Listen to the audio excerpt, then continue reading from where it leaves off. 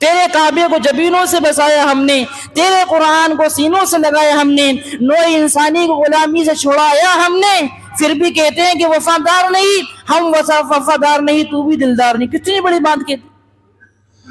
لیکن دوستو بزرگوں، جب یہ شکوے کا جواب آیا ہے تو اقبال کا سارا نشہ اتر گیا ہے، صرف سیغہ بدل گیا کہ نوع انسانی کو غلامی سے چھڑایا کس نے، میرے کعبے کو جبینوں سے بسایا کس نے، میرے قرآن کو سینوں سے لگایا کس نے، تھے تو وہ آبا تمہارے ہی مگر تم کیا ہو، ہاتھ پر ہاتھ دھرے منتظر فردا ہو، تھے تو آبا وہ تمہاری تم کیا ہو، دیں گے ہاں صاحب میرے تو باپ نے ایسا کر دیا۔ قال اللہ سبحانہ وتعالی فی الکلام المجید اعوذ باللہ من الشیطان الرجیم بسم اللہ الرحمن الرحیم ولا تقولوا لمن يقتل في سبيل الله أموات بل أحياء ولكن لا تشعرون ولنبلونكم بشيء من الخوف والجوع ونقص من الأموال والأنفس والثمرات وبشر الصابرين الذين إذا أصابتهم مصيبة قالوا إنا لله وإنا إليه راجعون صدق الله العظيم وقال النبي صلى الله عليه وسلم في الحديث الشريف ليس منا من ضرب الخدود وشق الجيوب ودعا بدعوى الجاهلية أو كما قال عليه الصلاة والسلام۔ معزز سامعین کرام، محرم الحرام کی آمد ہے۔ محرم الحرام کا مہینہ اور اسلامی نیا سال شروع ہو چکا ہے۔ اسلامی نیا سال محرم الحرام سے شروع ہوتا ہے اور ذی الحجہ کے مہینے کے اندر مکمل ہو جاتا ہے۔ جس طرح قمری سال جنوری سے شروع ہوتا ہے اور دسمبر کے اندر ختم ہو جاتا ہے۔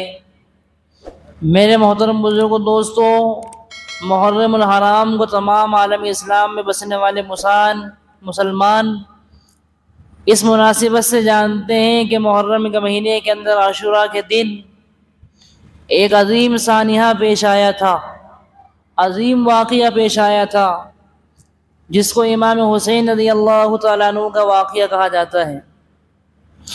میرے دوست اور بزرگوں، محرم الحرام کا مہینہ یہ کربلا کے واقعے سے تو مشہور ہوا ہے، ورنہ یہ محترم اور فرمایا کہ قابل احترام مہینہ یہ شروع سے ہی چلا آیا ہے، کیونکہ اللہ رب العزت نے 12 مہینے بنائے ہیں جس کے اندر 4 مہینے قابل احترام ہیں۔ اللہ رب العزت نے ارشاد فرمایا کہ ان عدت الشہور عند اللہ 12 شہرا فی کتاب اللہ یوم خلق السماوات والارض منها 4 حرم، کہ اللہ کے نزدیک مہینوں کی تعداد 12 ہے اور ان کے اندر 4 مہینے قابل احترام ہیں۔ کب سے؟ جب سے اللہ رب العزت نے آسمان و زمین کو پیدا کیا ہے، تبھی سے یہ قابل احترام مہینے ہیں، جن میں سے 3 مہینے تو لگاتار ہیں، ذی القعدہ، ذی الحجہ، محرم الحرام، اور 4تھا مہینہ فرمایا کہ رجب المرجب کا ہے۔ تو میرے دوست اور بزرگوں، یہ محرم کا مہینہ بھی قربانیوں کا مہینہ ہے، ذی القعدہ کا مہینہ بھی قربانیوں کا، ذی الحجہ کا مہینہ بھی قربانیوں کا مہینہ ہے۔ ہماری ابتدا بھی قربانی ہے، انتہا بھی قربانی ہے۔ قربانی کے بغیر مسلمانوں کی تاریخ پوری نہیں ہوتی ہے۔ میرے دوستوں بزرگوں، جب جو ہے کہ محرم کا مہینہ شروع ہوتا ہے، بہت سارے نادان مسلمان ہیں جو محرم کے مہینے کو جو ہے کہ وہ شاید منحوس مہینہ سمجھتے ہیں، اور محرم کے مہینے کے اندر وہ ایک ماتم سے اپنے اوپر تھوپ لیتے ہیں کہ صاحب محرم کے مہینے کے اندر اب نہ مجھے نیا لباس پہننا چاہیے، نہ محرم کے مہینے کے اندر مجھے شادی کرنا چاہیے، نہ محرم کے اندر مجھے خوشی منانے کا حق حاصل ہے۔ انہوں نے خود سے ہی اپنے اوپر یہ ساری چیزوں کو مسلط کر دیا۔ حالانکہ میرے دوستوں بزرگوں، محرم الحرام کا مہینہ تو جیسا کہ میں نے عرض کیا ہمیشہ سے محترم مہینہ رہا ہے۔ عاشوراء کے دن یعنی 10 محرم الحرام کو سب سے پہلے آدم علیہ السلام کی توبہ قبول ہوئی ہے۔ 10 محرم الحرام کو اللہ رب العزت نے آدم علیہ السلام کو جنت کے اندر داخل فرمایا. 10 محرم الحرام کو جو ہے کہ آدم علیہ السلام کو جنت سے نکالا گیا. 10 محرم الحرام کو موسیٰ علیہ السلام نے سمندر کو پار کیا ہے. 10 محرم الحرام کو یونس علیہ السلام مچھلی کے پیٹ سے باہر آئے ہیں. 10 محرم الحرام کو ابراہیم علیہ السلام آتش نمرود سے نکلے ہیں. 10 محرم الحرام کو یوسف علیہ السلام کنویں سے نکلے ہیں. اور 10 محرم الحرام کو یہ عظیم کربلا کا ثانیہ پیش آیا ہے جو تمام واقعات کے اوپر چھا گیا. یہ 10 محرم الحرام کی تاریخ ہے دوستو بزرگوں. 10 محرم الحرام کی تاریخ میں حضرت نوح علیہ السلام کی کشتی جودی پہاڑ کے اوپر آ کر ٹھہری. بڑے بڑے کام ہوئے دوستو تاریخ کے اندر، لیکن اس کا مطلب یہ نہیں ہے کہ جب محرم کا مہینہ شروع ہو جائے تو ہم ماتم کرنے کے اندر لگ جائیں. یہ جو لوگ 10 محرم کے اندر اللہ کے رسول علیہ السلام کے خاندان کے اہل بیت کے 17 افراد جو شہید ہوئے ہیں، ہم ان کے اوپر ماتم کریں اور ہم ان کو یہ کہیں کہ وہ قتل ہو گئے. بلکہ قرآن کریم نے کہا کہ وَلَا تَقُولُوا لِمَن يُقْتَلُ فِي سَبِيلِ اللَّهِ أَمْوَاتٌ، کہ جو لوگ اللہ کے راستے میں شہید ہو جاتے ہیں تم ان کو مردہ مت کہو، بل احیاء، وہ تو زندہ ہیں، ولکن لا تشعرون، لیکن تمہیں شعور نہیں. جو لوگ اللہ کے راستے میں شہید ہوتے ہیں وہ زندہ ہیں، اللہ ان کو روزی دے رہا ہے. اب یہ زندگی کیسی ہے اللہ ہی جانتا ہے. حدیث کے اندر آتا ہے، مشکات کی ایک روایت ہے کہ اللہ رب العزت تمام شہداء کی روحوں کو جنت کے پرندوں کے اندر ڈال دیتا ہے اور وہ پرندوں کو جنت میں چھوڑ دیا جاتا ہے. اب وہ پرندے جنت کے اندر چرتے ہیں، گھاس کھاتے ہیں، جنت کا پانی پیتے ہیں اور اسی طرح سے وہ موج کرتے رہتے ہیں. اللہ کے راہ میں قتل ہونے والوں کے لیے، قربان ہونے والوں کے لیے نوحہ کرنا جائز نہیں رکھا ہے کہ ہم جو ہے کہ اپنے گالوں کو پیٹیں، اپنے گربان کو چاک کریں اور ہم جو ہے کہ زمانے جہلیت کی باتیں کریں. اللہ کے رسول نے منع فرما دیا کہ لیس منا من ضرب الخدود وشق الجیوب ودعا بدعوى الجاہلیہ، کہ وہ شخص ہم میں سے نہیں ہے جو اپنے رخساروں کو پیٹے، اپنے گربان کو چاک کرے، پھاڑے اور فرمائے کہ زمانے جاہلیت کی وہ باتیں کرے. وہ ہم میں سے نہیں ہے. اگر ایسا انسان جو مسلمان بھی کہ اپنے آپ کو کہلاتا ہے اور محرم کے مہینے کے اندر اس طرح ہی خرافاتی وہ کام بھی کرتا ہے، میرے دوستوں بزرگوں، اس لیے امام علیہ السلام کا پیغام تو یہ تھا کربلا کے میدان کے اندر کہ دیکھو اللہ کو راضی کرنے کے اندر تمام سودے کر ڈالنا، اللہ کو راضی کرنے کے لیے تمام سودے کر دینا، لیکن فرمائے کبھی اللہ کو ناراض کر کے اللہ کی شریعت کا سودا مت کرنا. لیکن آج دوست بزرگ ہم اسی حسین رضی اللہ تعالیٰ عنہ کو نام سے کہتے ہیں کہ صاحب امام حسین، امام حسین. ارے میرے دوست بزرگ، محرم کا مہینہ آنے کے بعد میں ہمارا جھوٹ نہیں چھوٹا ہے، ہماری شراب نوشی نہیں چھوٹی ہے، قمار بازی نہیں چھوٹی ہے، ہمارا زنا خوری نہیں چھوٹی ہے، سود خوری ہماری زندگی میں پنپ رہی ہے اور ہم کہہ رہے ہیں کہ سب ہم حسینی ہیں. یہ ایسا انسان جو فرمایا کہ نام تو حسین کا لے رہا ہے اور کام یزیدی کر رہا ہے، اور کام یزید کے کر رہا ہے. کہ یزید شرابی تھا، وہ قمار جوا کھیلنے والا تھا، قمار باز تھا، وہ سود خور تھا، وہ سور پالتا تھا. یہ ساری خصلتیں، برائیاں یہ یزید کے اندر تھی. محرم کا مہینہ آ گیا، نام حسین کا دے رہے ہیں، کام یزید کا کر رہے ہیں. دوست بزرگوں کو جائزہ لینے کی ضرورت ہے کہ شیطان نے ہمیں کس راہ کے اوپر لگا دیا. کون سے کام تو وہ تھے جو محرم کے مہینے کے اندر ہم کرنے چاہیے تھے، محرم کے اندر ہم اس کا اہتمام کرتے، اور کون سے وہ کام تھے جن سے ہمیں بچنا تھا. لیکن جو کام کرنا تھا اس سے شیطان نے دور کر دیا، جن کاموں سے دور رہنا تھا شیطان نے ان سے قریب کر دیا. کیا کام کرنے تھے محرم کے مہینے کے اندر؟ کہ اللہ کے رسول علیہ السلام نے فرمایا کہ عاشوراء کے دن کا روزہ. اللہ کے رسول نے فرمایا کہ مجھے اللہ کے ذات سے امید ہے کہ عاشوراء کے دن کے روزہ رکھنے کی برکت سے اللہ رب العزت ایک سال کے گزشتہ گناہوں کو معاف کر دے گا. عاشوراء کے دن کا روزہ. اور کیوں رکھا جاتا ہے عاشوراء کے دن کا روزہ؟ فرمایا کہ یہودیوں کی مخالفت کے اندر جب اللہ کے رسول علیہ السلام مکہ مکرمہ سے ہجرت کر کے مدینے میں تشریف لے کر آئے ہیں تو آپ نے مدینے کے اندر یہودیوں کو دیکھا کہ وہ عاشوراء کے دن کا روزہ رکھتے ہیں. آپ نے صحابہ سے پوچھا کہ بھئی یہودی عاشوراء کے دن کا روزہ کیوں رکھتے ہیں؟ اللہ کے رسول سے عرض کیا گیا یا رسول اللہ اس دن اللہ رب العزت نے موسیٰ علیہ السلام کو سمندر پار کرایا تھا اور فرعون غرق ہو گیا تھا، ڈوب گیا تھا، اس کی خوشی میں یہودی ایک روزہ رکھتے ہیں۔ اللہ کے رسول نے فرمایا کہ موسیٰ علیہ السلام کا زیادہ حق ہے ہمارے اوپر، ہم جو ہے کہ فرمایا کہ ہم روزہ رکھیں گے اور بلکہ 2 روزہ رکھیں گے، یا تو 9 اور 10 تاریخ کا۔ اللہ کے رسول نے فرمایا کہ 10 اور 11 تاریخ۔ اس لیے روزہ رکھنے والا کام ہے عاشورہ کے دن کا روزہ، لیکن شیطان کہہ رہا ہے ارے ابھی تو چھوڑ، روزہ اگلے سال رکھ لینا، ابھی تو تعزیہ بننا ہے، تعزیہ کے اندر چلتے ہیں اپنی، تمہارے علاقے میں بننا ہے تمہارے علاقے میں چلتے ہیں، اگر ہمارے علاقے کے اندر نہیں ہے تو ہمارے علاقے سے باہر، ارے کوٹ چلیں گے یار، ارے بوندی چلیں گے صاحب، ارے صاحب سانگنر چلیں گے، وہاں کے تعزیہ دیکھ کر آئیں۔ کوئی تعزیہ دیکھنا کوئی فرض ہے، واجب ہے، سنت ہے، مستحب ہے، جو آدمی اتنے دور جا رہا تعزیوں کے لیے؟ تعزیہ کوئی چیز نہیں ہے میرے دوست بزرگوں، یہ تو وہ تیمور لنگ جو بادشاہ تھا اس کی ایجاد کردہ چیز ہے۔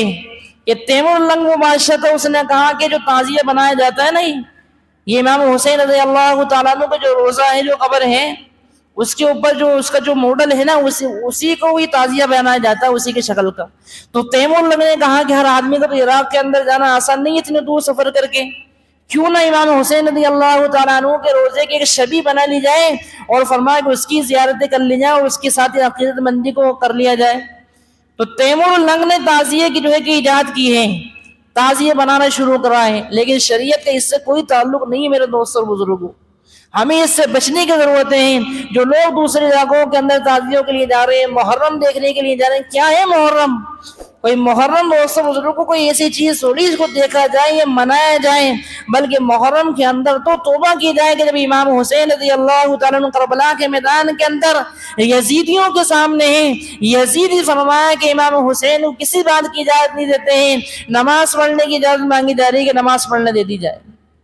یزیدیوں کے لشکر نے کہا کہ نماز کی آپ کو اجازت نہیں ہے میرے دوست بزرگوں، لیکن یہ نہیں سوچا کہ ہم تو نواسے رسول ہیں۔ اللہ کے رسول نے فرمایا سیدہ شباب اہل الجنہ الحسن والحسین، کہ امام حسن حسین رضی اللہ تعالیٰ عنہما یہ جنت کے نوجوانوں کے سردار ہیں۔ دوسری جگہ اللہ کے رسول نے فرمایا کہ میرے دونوں دنیا کے پھول ہیں، یہ میرے اہل بیت ہیں، اے اللہ جو ان سے محبت کرے تو ان سے محبت فرما، اے اللہ جو ان سے بغض رکھے تو ان سے بغض فرما۔ اتنی محبت اللہ کے رسول علیہ السلام کو اپنے نواسوں سے تھی۔ عرب کے اندر بچوں کو گود کے اندر لینا یہ بہت معیوب سمجھا جاتا تھا، سرداروں کے لیے بہت بری بات سمجھی جاتی تھی، تم نے بچوں کو گود کے اندر اٹھا رکھا ہے۔ لیکن اللہ کے رسول علیہ السلام کو اپنے دونوں لختے جگر سے اتنی محبت تھی کہ ایک طرف اللہ کے رسول علیہ السلام نے حضرت حسن رضی اللہ تعالیٰ عنہ کو ہاتھ میں اٹھایا اور دوسری طرف اللہ کے رسول امام حسین رضی اللہ تعالیٰ عنہ کو ہاتھ میں اٹھایا، اور یہاں تک کہ آپ نے اپنے کندھے کے اوپر دونوں کو بٹھا لیا۔ ایک صاحب میں آئے اور کہا کہ یا رسول اللہ یہ آپ کیا کر رہے ہیں؟ آپ سرداروں کے بچوں کو اوپر اٹھا رکھا ہے، کیونکہ اس زمانے میں سرداروں سے یہ بعید نہیں تھی کہ صاحب سردار بچوں کو کندھے پہ اٹھا لیں، آپ کیا کر رہے ہیں؟ کہا کہ یہ محبت ہے، یہ طریقہ ہمیں بتایا گیا ہے کہ میں تو اللہ کے رسول میں تو جو ہے کہ اپنے بچوں سے محبت کرتا ہوں۔ اللہ کے رسول علیہ السلام کے پاس ایک صحابی آئے، اللہ کے رسول علیہ السلام اپنے بچوں کو جو ہے کہ محبت کر رہے تھے، کہا کہ اللہ کے رسول ہم تو اپنے بچوں کو محبت نہیں کرتے۔ تو اللہ کے رسول نے فرمایا کہ اللہ نے تمہارے اندر صفت اٹھا لی ہے تو میں کیا کر سکتا ہوں؟ تو اتنی محبت اپنے نواسوں سے تھی میرے دوستوں بزرگوں۔ اللہ کے رسول علیہ السلام کو بتا دیا گیا کہ ایک صاحبزادے کو زہر دیا جائے گا اور ایک صاحبزادے کو کربلا کے میدان کے اندر ذبح کر دیا جائے گا۔ جبریل علیہ السلام آ رہے ہیں، لوگ کہتے ہیں کہ صاحب امام حسین کے غم میں رونا یہ سنت ہے رسول اللہ کی، کہ جب جبریل علیہ السلام اللہ کے رسول کے پاس آئے ہیں، آپ کو خبر دی یا رسول اللہ آپ کا نوازا شہید ہو جائے گا، آپ علیہ السلام کے آنکھوں سے آنسو نکل گئے۔ تو لوگوں نے کہا کہ بھئی دیکھو اللہ کے رسول علیہ السلام بھی روئے تھے اس لیے ہم بھی رو رہے ہیں۔ وہ تو ایک فطری محبت ہے کہ جب انسانوں کسی سے محبت ہوا کرتی ہے تو جب اپنے محبت کرنے والے یعنی سامنے والے پہ کوئی آنچ آ جاتی ہے، کوئی مصیبت تکلیف پریشانی آ جاتی ہے تو ہمیں بھی تکلیف اور دکھ ہوتا ہے کہ یار میرے دوست کے اوپر کیا تکلیف آ گئی۔ لیکن یہ ہر سال جو ہے کہ اس طرح قطع کرنا یہ دوست بزرگوں کہیں سے جائز نہیں ہے۔ پھر اللہ کے رسول نے فرمایا عاشورہ کے دن تم اپنے گھر والوں کے اوپر دسترخوان کو وسیع کر دو، گھر والوں کے اوپر خوب خرچ کرو۔ یہ کام شیطان نے ہمیں نہیں دکھایا، نہیں سکھایا. شیطان نے یہ دکھایا کہ تو ماتم بنا، تو فرمائے کالے کپڑے پہن اور نوحہ کر اور غم کر، اور تو فرما کہ یا حسین کے نعرے لگاتے پھر، جھنڈا امام حسین کو اٹھاتے ہیں، کام یزید کا کرتے ہیں. یہ چیزیں اس نے ہمارے اندر داخل کر دی. میرے دوست بزرگوں، آج ہم سوچیں کہ ہم کہاں جا رہے ہیں. وہ کربلا کا میدان ہے، تپتی ہوئی دھوپ ہے، پانی کو بند کر دیا گیا، 3 دن کے پیاسے ہیں، پانی کو مانگا جا رہا ہے، پانی پیش نہیں کیا جا رہا ہے. 80 آدمیوں کی جماعت ہے تقریباً، کم و بیش الگ الگ روایتیں ہیں. 80-82 آدمیوں کی ایک جماعت ہے. اس کا مقابلہ کرنے کے لیے، اس جماعت کو روکنے کے لیے فرمایا کہ 1000 کا لشکر آ رہا ہے. اب آپ بتائیے، اگر 80 آدمی کو روکنا ہے تو 80 کی جگہ ڈبل کر لو، ٹربل کر لو. لیکن سب سے پہلا جو لشکر آ رہا ہے وہ حر بن یزید لے کر آ رہا ہے 1000 آدمیوں کو لشکر. پھر دیکھا کہ 1000 سے کام نہیں چل رہا، پھر اس کے بعد 4000 کا لشکر آیا ہے. پھر 4000 کا لشکر آیا ہے، کتنے ہو گئے؟ 5000. پھر کہا کہ یہ 5000 کا لشکر کم ہے لوگ روکنے کے لیے، کہا کہ اور لشکر کو بھیجا جائے. پھر 16000 کا لشکر بھیجا گیا ہے. 22000 کا لشکر ایک طرف ہے اور 82 لوگوں کا ایک دستہ ایک طرف. کہاں 82 لوگ، کہاں جو ہے کہ 22000 لوگ دوستوں بزرگ. لیکن ایسے لوگ ظالم کے سامنے نہیں جھکے ہیں کہ ظالم نے اپنی پوری طاقتیں لگا دی ہیں کہ حق کو آج جھکانا ہے، حق کو ریزہ ریزہ کرنا ہے، حق کو ذلیل کرنا ہے. پوری ایڑی چوٹی کا زور لگا لیا حق نے کہ یہ کیا لوگ ہیں، مٹھی بھر لوگ ہیں، آج ختم کر دیں گے، قلعہ کما کر دیں گے، نام و نشان مٹا دیں گے، وجود ختم کر دیں گے. ان کی کیا بساط ہے 22,000 کے لشکر کے سامنے 82 لوگوں کا. لیکن میرے دوستوں، زیر خنجر بھی یہ پیغام سنایا ہم نے. تلوار کے سایوں کے اندر ہم نے پیغام سنا دیا، خنجروں کے سائے کے اندر پیغام سنا دیا. اے چودہ صدی کے مسلمانوں، اگر اللہ کے دین کے لیے قربان ہونا پڑے تو قربان ہو جانا، لیکن اللہ کی ذات سے، اللہ کی عبادت سے کوئی سمجھوتا مت کرنا. میری زندگی کے مقصد تیرے دی کے سرفرازی، میں اسی لیے مسلمان، میں اسی لیے نمازی کہ تمہیں فرمائیں کہ جب اللہ کے خلاف کوئی کام کرنے کا حکم دیا جائے تو تم اس کی عبادت مت کرنا.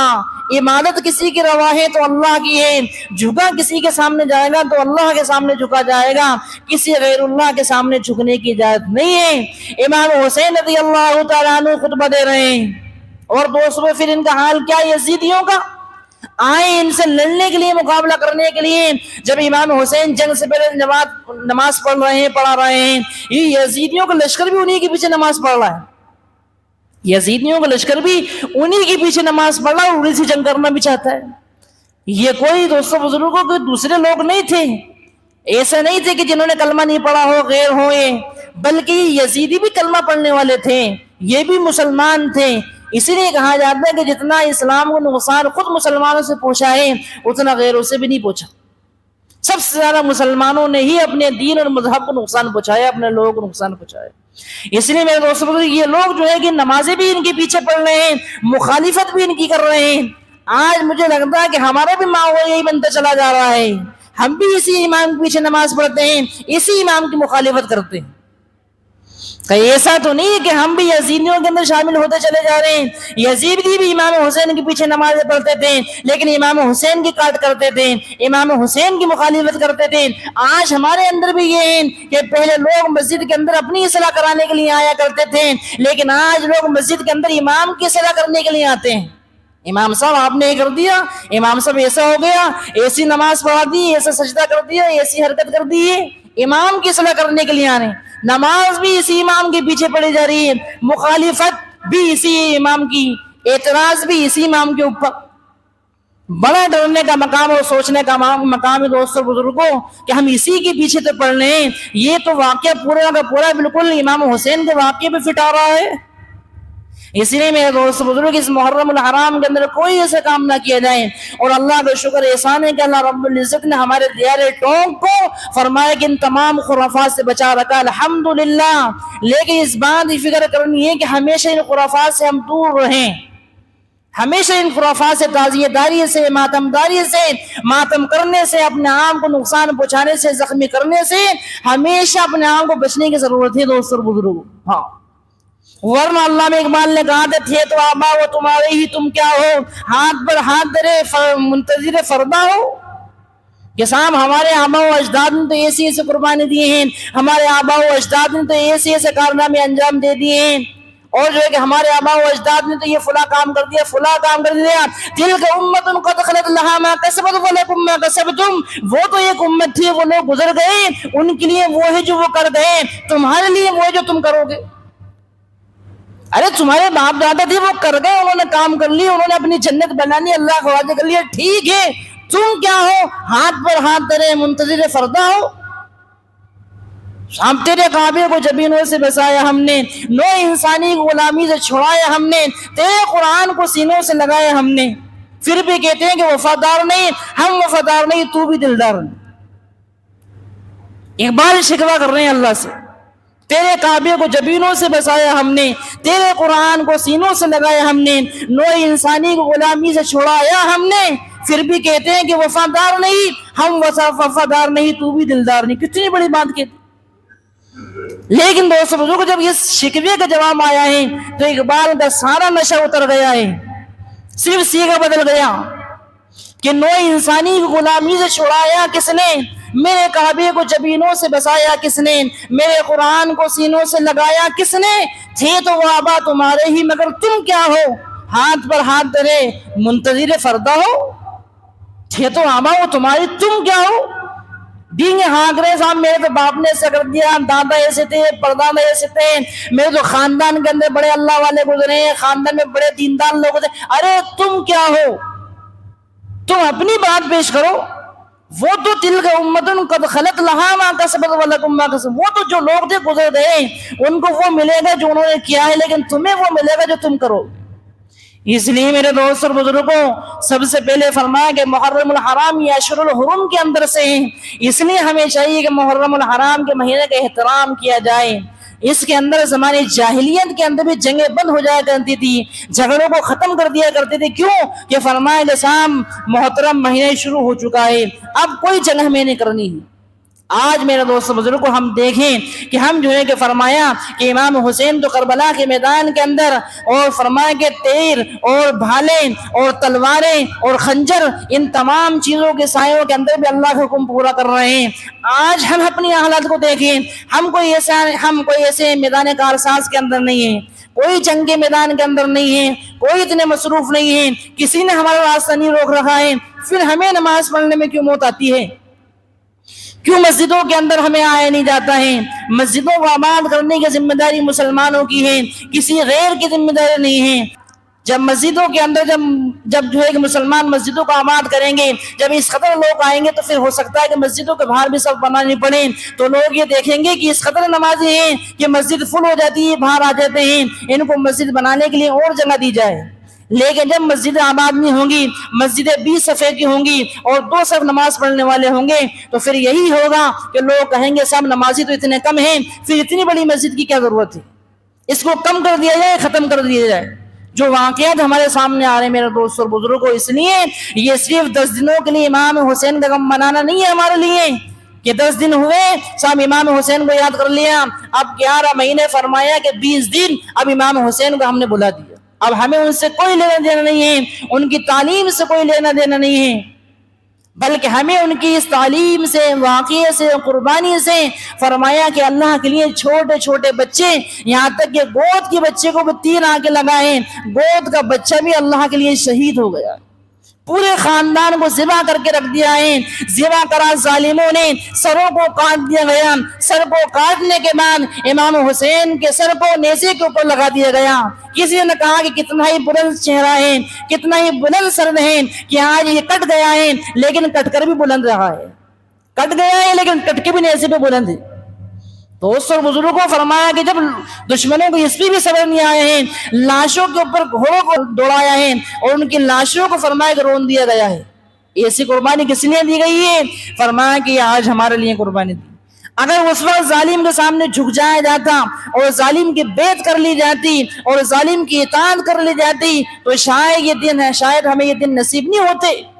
ہم بھی پھر ظالم کے سامنے جھک رہے ہوتے ہیں. اس لیے فرما حدیث کے اندر آتا ہے سب سے بڑا مجاہد وہ آدمی ہے جو فرمایا کہ جابر بادشاہ کے سامنے حق بات کہے، کہ حق بات انسان کہے، اگر جو اس کو سولی پہ چڑھا دیا جائے، اگر جو اس کو جلا دیا جائے، حدیث میں آتا ہے. اس لیے میرے دوست بزرگوں، عاشوراء کے دن اگلے جمعے کے اوپر یہ عاشوراء کی 10 تاریخ ہے، اس لیے جو ہے کہ ہمیں ہو سکے تو روزہ رکھنے کا اہتمام کرنا ہے، نماز پڑھنے کا اہتمام کرنا ہے، اور گھر والوں کے لیے دسترخوان کو وسیع کرنا ہے. اللہ تعالی ہم سب کو عمل کرنے کی توفیق عطا فرمائے. وآخر دعوانا الحمدللہ.